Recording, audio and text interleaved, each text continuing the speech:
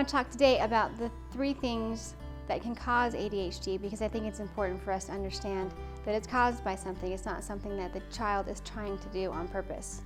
The 3 things are that it's genetic, it's biological, and it's chemical.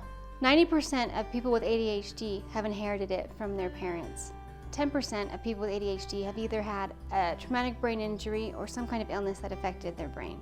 Biologically, the frontal lobe of their brain, which is this part of their brain, doesn't develop as fast as children the same age as them. This can affect them until they're 30 years of age, but by that time their brain will have developed to the point where they're the same as people their same age.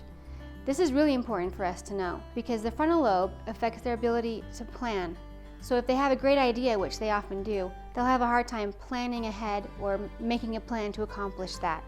They also have a hard time making decisions. So if you give a child with ADHD 3 or 4 things to choose from, they're going to have a really hard time deciding which thing they want. They're also going to have a hard time learning from mistakes. This can be really frustrating for us as parents because we feel like we're saying the same thing over and over again.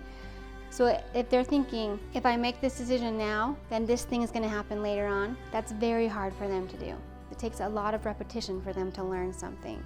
They also have a hard time changing their habits, which is really tricky when you get an adolescent with ADHD who gets hooked on cigarettes or drugs or alcohol because they have a very hard time changing from a poor habit to a good habit. The third thing is that it's chemical. So again, this is not something that these kids are in charge of. The dopamine in their brain is going to be responsible for a lot of things. You can see how the chemical of dopamine is interacting with the deficit from the frontal lobe. They have a hard time learning new things.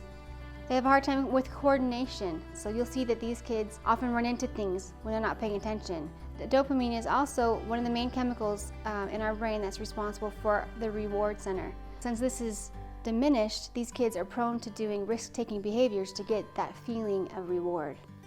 Dopamine also affects their sleep, it affects their mood, and obviously it affects their attention and impulsivity.